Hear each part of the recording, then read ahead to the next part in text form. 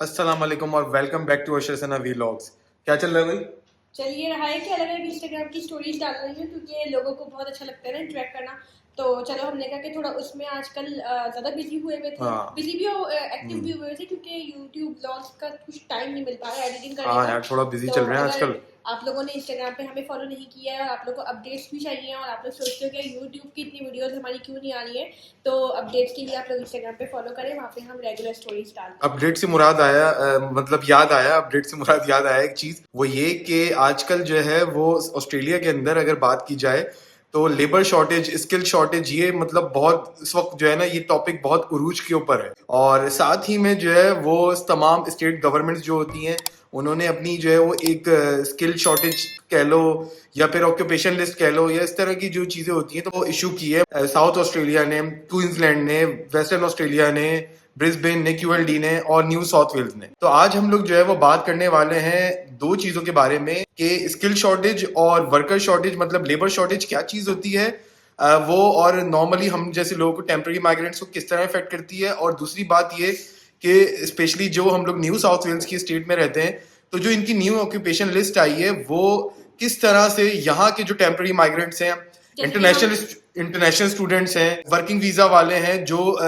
PR को सीख करते हैं, उनको किस तरह इफेक्ट करती है रिगार्डलेस ऑफ योर ऑक्यूपेशन। इसके अंदर तमाम ही ऑक्यूपेशन आती हैं, जैसे कि आईटी हो गया, इंजीनियरिंग हो गया, अकाउंटेंट हो गया, जो कि सबसे ये तीन तो सबसे ज्यादा खतरनाक ऑक्यूपेशन है जिसमें सबसे ज्यादा कंपटीशन है और बहुत मुश्किल है पीआर लेना। तो उसकी क्या सच्चाई है, क्या चल रहा है और उससे हमें भी क्या इफेक्ट हो रहा है, क्योंकि आप सबको मालूम है कि हम लोग भी एक एक्सपेक्ट है जो इनकी पीआर अभी तक नहीं हुई है, हम लोग भी चाह रहे हैं कि आगे बढ़े लाइफ हाँ में। तो एग्जैक्टली। ये सब आपसे आज डिस्कस करें। बट वीडियो को शुरू करने से पहले एक छोटा सा डिस्क्लेमर देखना चाहूंगा, ये जाके पहले देखो।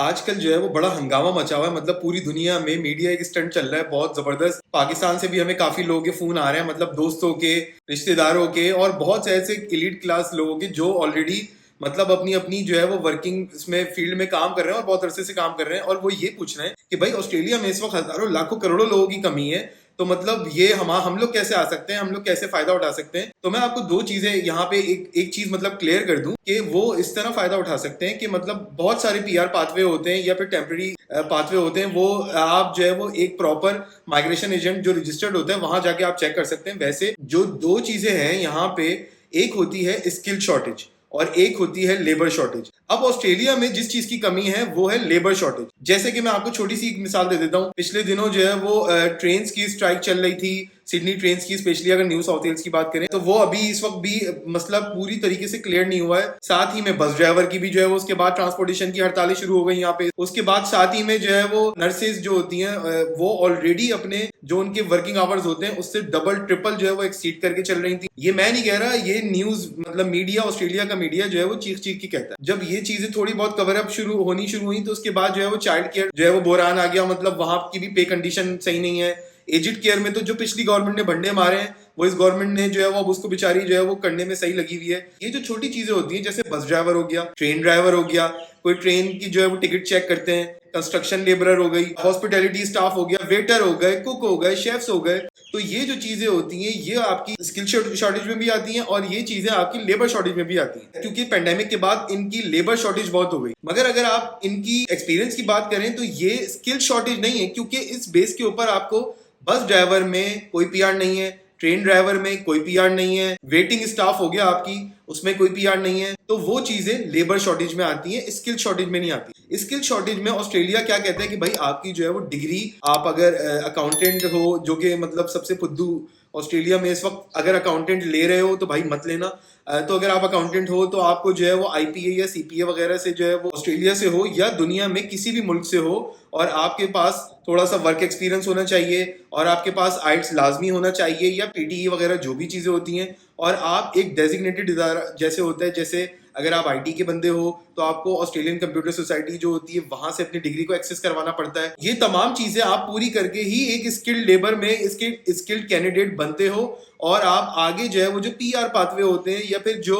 टेम्पररी इवन पाथवे हैं जैसे 491 हो गया, 489 हो गया, वट जो भी आगे हो गए, तो आपको इवन टेम्पररी पाथवेज में भी आपको ये लाजमी है ऑस्ट्रेलियन गवर्नमेंट का कि आपको स्किल सेलेक्ट से जाके जो है वो प्रॉपर एक प्रोसेस से गुजरना पड़ता है। तो अब आपको समझ में आ गया होगा कि स्किल शॉर्टेज और लेबर शॉर्टेज में क्या फर्क है। वीडियो के बीच में एक चीज मेंशन करना चाहता हूँ, हमारे एक जो है वो इंस्टाग्राम पे फॉलोअर हैं, यूट्यूब पे जो है वो सब्सक्राइबर हैं, बाबर सिद्दीकी, उनको बहुत बहुत बहुत सालगिरह मुबारक हो। सॉरी यार हम लोग लेट हो गए बीच में, क्योंकि जो है वो कोई वीडियो आ नहीं रही थी तो हम लोग आपको विश नहीं कर पाए। तो उनकी 25वीं सालगिरह है। हाँ। और उनको बहुत ज्यादा हैप्पी बर्थडे, आपको बहुत सारी खुशियां मिले, may you live long and happy and healthy. और एक और बात ये कि एक और सब्सक्राइबर है हमारे जो कनाडा से हमको जो है वो देखते हैं, रिजवान जिनका नाम है। तो थैंक यू सो मच कि यार आप बहुत अच्छे कमेंट करते हो, बहुत मोटिवेटिंग जो है वो कमेंट करते हो, और हर वीडियो पे जो है वो अपना लाइक और वो मतलब चीज प्रेजेंस बताते हो। हाँ, और क्योंकि कमेंट करके आपको मतलब हमें पता चलता है कि आप लोग हमसे इंटरेक्ट कर रहे हैं। तो अब हम बात करते हैं इस बारे में कि जो NSW ने स्किल्स लिस्ट अपनी नई निकाली है, उसको लेके बहुत ज्यादा हंगामा हुआ है पूरे ऑस्ट्रेलिया में। मतलब कोई किसी भी स्टेट में रह रहा हो, सबको जो है ना एक ये उम्मीद होती है कि यार NSW में जो है ना वो कुछ ना कुछ खुले तो हम वहाँ पे शिफ्ट हो जाए। इतने लोग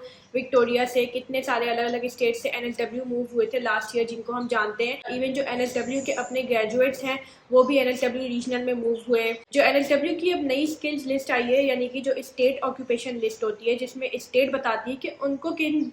लोगों की और किस तरह की ऑक्यूपेशन की जरूरत है। वो मतलब इतनी हॉरेबल है, इतनी ज्यादा टेरेबल किस्म की लिस्ट है। मैं ये लफ्ज इसलिए इस्तेमाल करूंगी क्योंकि वो इंतहा से ज्यादा मुश्किल रिक्वायरमेंट्स दे रही है। एक तो होता है कि चलो लिस्ट दे दी, वो तो एक अलग बात है, मगर एक होता है कि उस लिस्ट में भी रिक्वायरमेंट्स हैं कि कौन सी ऑक्यूपेशन के लिए क्या चाहिए। ये भी बहुत सारे स्टेट्स करते हैं, लेकिन ज़्यादातर स्टेट्स के पास जो है वो 65-70 पॉइंट्स वगैरह की रिक्वायरमेंट होती है। NSW ने क्या किया है, अकाउंटेंट्स, IT और इंजीनियर की जितनी भी ऑक्यूपेशंस उन्होंने रखी, जैसे financial managers, accountant, taxation accountant, या ICT के जो है वो ऑक्यूपेशंस में सॉफ्टवेयर इंजीनियर्स भी हैं। इसके अलावा नॉर्मल इंजीनियरिंग जो ऑक्यूपेशन है, इंजीनियरिंग टेक्नोलॉजिस्ट, इस तरह के लोग जिन्होंने बहुत मतलब ये 3 जो डिग्रीज की सबसे ज़्यादा लोग यहाँ पे मौजूद थे वो करने वाले, उन तमाम लोगों के लिए 2 रिक्वायरमेंट्स कर दी, एकदम ऐसी चेंज कर दी कि जो किसी ने कभी सोचा ही नहीं था कि इन तीनों ऑक्यूपेशन में मिनिमम इनको 110-115 पॉइंट्स चाहिए। यानी कि आप सोच सकते हो कि कहाँ तो 65-70 पॉइंट्स पे जो है वो लोगों को आ जाया करती थी, और अब जो है वो 110-115 पॉइंट्स की जो है वो रिक्वायरमेंट हो गई है। ना सिर्फ 190 यानी कि जो डायरेक्ट PR वीज़ा होता है, यानी स्टेट ने स्पॉन्सर कर दिया, आपने स्टेट में अप्लाई किया, अप्रूवल आ गई और आपकी डायरेक्ट PR डल गई, और 491 में भी यही रिक्वायरमेंट रख ली। और फिर उसके बाद दूसरी रिक्वायरमेंट ये है कि आपको इतना मिनिमम ईयर्स ऑफ एक्सपीरियंस होना चाहिए। जैसे अकाउंटेंट को उन्होंने बोल दिया भाई 3 साल का वर्क एक्सपीरियंस होना चाहिए। IT को भी आई थिंक ऐसी 2 या 3 साल का बोला है। इंजीनियरिंग के साथ भी यही है। और जो बाकी छोटी छोटी ऑक्यूपेशन, जैसे शेफ़ है, शेफ़ को 90 पॉइंट्स का बोल दिया, 2 साल के एक्सपीरियंस का। इस तरह से बड़ी ना डिफिकल्ट रिक्वायरमेंट करी। चलो एक्सपीरियंस का तो मसला नहीं है, लोगों के पास एक्सपीरियंस भी आ ही जाए कहीं ना कहीं से, बट ये है जो पॉइंट्स की रिक्वायरमेंट है ना, ये तो इंतहा से ज़्यादा खतरनाक है। PR के ये पॉइंट्स लेना बहुत डिफिकल्ट होते हैं और कई साल लगते हैं इन पॉइंट्स को गैदर करने में। एजुकेशन लेने के बाद फिर एक्सपीरियंस लेना, फिर उसके बाद उसके आइल्स करना, PT करना, अलग अलग किस्म के एग्जाम्स करना, PY, NATI, क्या क्या करना, और फिर वो 3 साल के बाद एक्सपायर भी हो जाती चीज़ें। तो अगर आप लोगों ने हमारी वीडियो नहीं देखी है पिछली वाली, जिसमें हमने आपको अपनी PR की जर्नी बताई थी, तो वो ज़रूर देखना, आपको अंदाज़ा होगा कि कितने साल जो है वो इस तरह के पॉइंट्स बनाने में लग जाते हैं। हम लोगों को तकरीबन 3 से 4 साल लगे 100 पॉइंट्स तक आने में, और 110-115 पॉइंट्स या like to high for anybody. 190 चलो ठीक है, आपने 190 की इतनी बड़ी रिक्वायरमेंट लगा दी, बट 491 की भी इतनी बड़ी रिक्वायरमेंट लगा दी। उसकी वजह से जो रीजनल में लोग रहते हैं, जो अकाउंटेंट थे, IT थे और इंजीनियर थे, इनको तो बहुत ही बड़ा शौक लगा। सिर्फ वही नहीं बल्कि नर्सिंग वालों को भी शौक लगा, क्योंकि नर्सिंग की भी आई थिंक 90 पॉइंट्स की रिक्वायरमेंट है, विच इज़ वेरी हाई।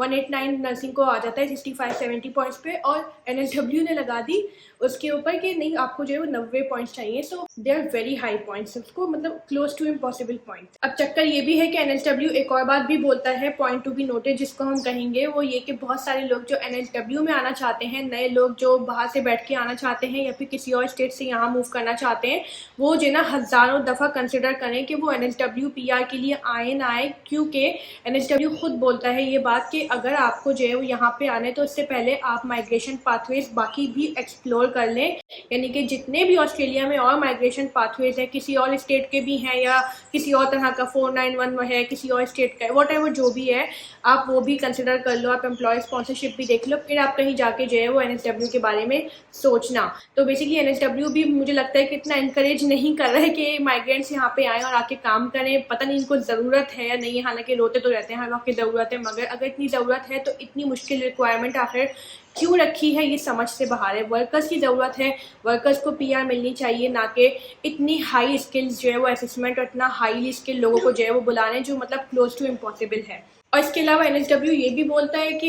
ये जो पॉइंट्स रिक्वायरमेंट थी ये वैसे पहले इन्होंने पब्लिश नहीं की थी पिछले साल तक, लेकिन ये जो है वो इतना तो था ही, इससे कम में तो वैसे भी इन्विटेशन नहीं आ रहे थे लोगों के। हालांकि लोग ROI डालते रहते थे, वो भी अब किस्सा ख़त्म हो गया। तो अब जब पब्लिश कर ली तो अब ज़्यादा ट्रांसपेरेंट तरीका हो गया। तो भाई ट्रांसपेरेंट होने का चक्कर ये है कि आपको वैसे भी पहले ट्रांसपेरेंट होना चाहिए था, बट अगर अब हुए हैं ट्रांसपेरेंट तो फिर तो बहुत ही बड़ी जो है वो और बड़ी मिस्टेक कर दी, क्योंकि अब लोगों को ये बात पता है कि एनएसडब्ल्यू में नहीं जाना। तो बहुत सारे लोग इस वक्त ये कंसिडर कर रहे हैं कि यार अब हम एनएसडब्ल्यू से निकलने की करें, क्योंकि सीरियसली यहाँ की जो पॉइंट्स रिक्वायरमेंट है बहुत ज़्यादा टफ हो गई हैं। सिडनी में तो खैर पीआर पाथवेज ही ख़त्म हो गए हैं, तो जिन लोगों ने यहाँ की ग्रेजुएशन की थी उनको भी मतलब नए सिरे से पूरी नई लाइफ स्टार्ट करनी पड़ेगी। और अब अशर बताएंगे आपको कि इन तमाम चीज़ों का असर हम पे कैसे हो रहा है, इसलिए क्योंकि एनएसडब्ल्यू जो है वो हमारी वो स्टेट थी जहाँ पे हमने अपनी ज़िंदगी स्टार्ट की थी, जहाँ पे हमने ग्रेजुएशन की थी, जहाँ पे हमारी तमाम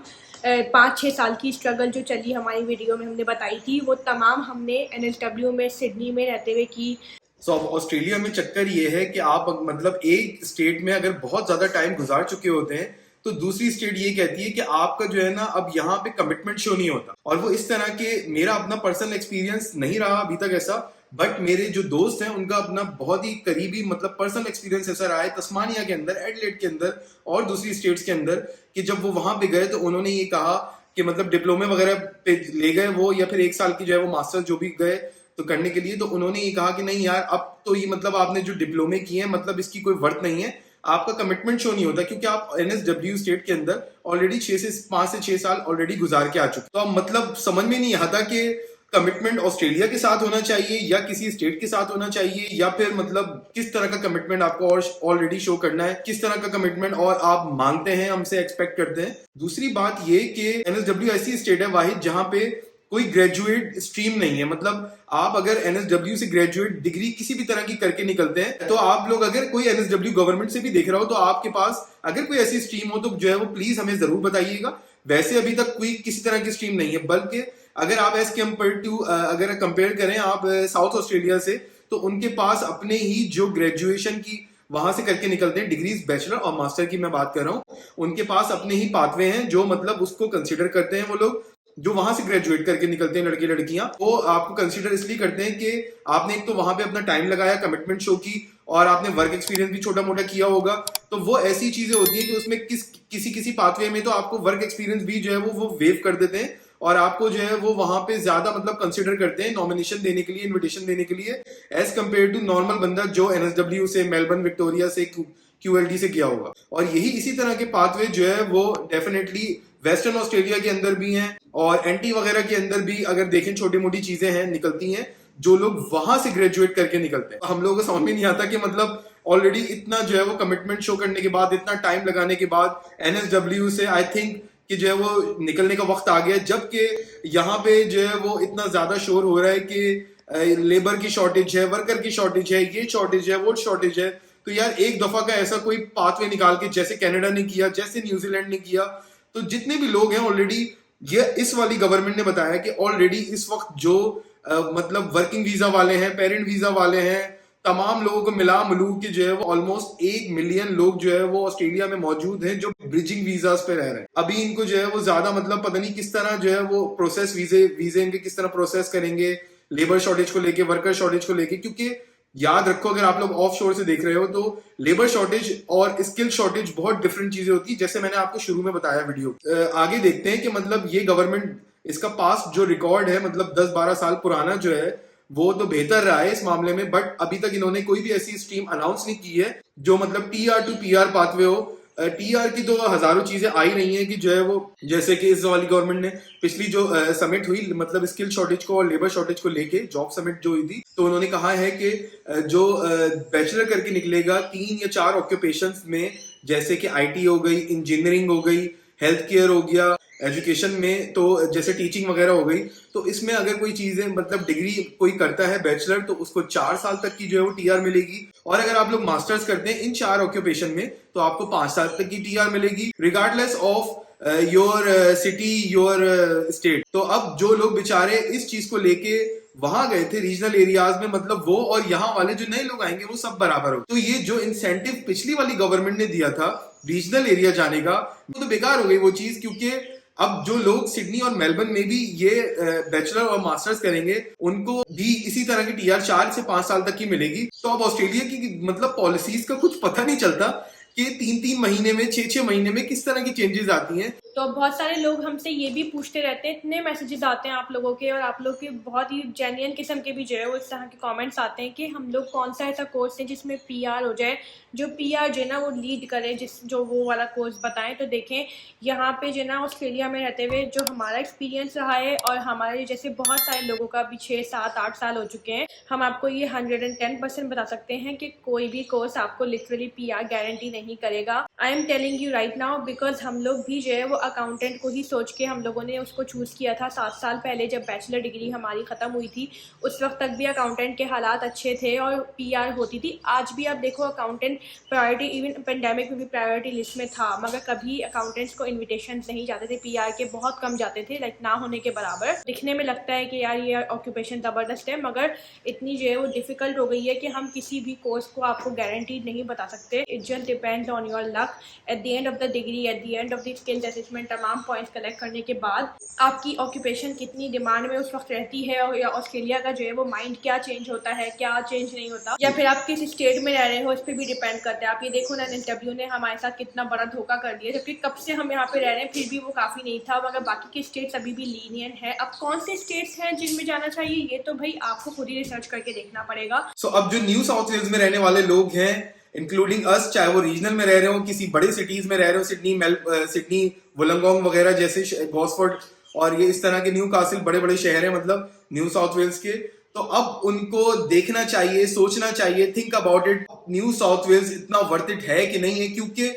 जो लोग बेचारे पहले रीजनल में बैठ के 3-3 महीने, 6-6 महीने से, 1 साल से 2 साल से इंतजार कर रहे थे कि यार अब उनको जो है वो आरओआई में मतलब जो डली हुई है वो स्ट्रीम 1 के अंदर एलिजिबल हो गए, तो अब वो स्ट्रीम तो कहानी खत्म हो गई है जुलाई 1 से। तो अब हम सबको जो है वो ये सोचना पड़ेगा कि न्यू साउथ वेल्स से निकलना चाहिए या इस मुल्क से ही जो है वो आगे दूसरे ऑप्शंस तलाश करने चाहिए।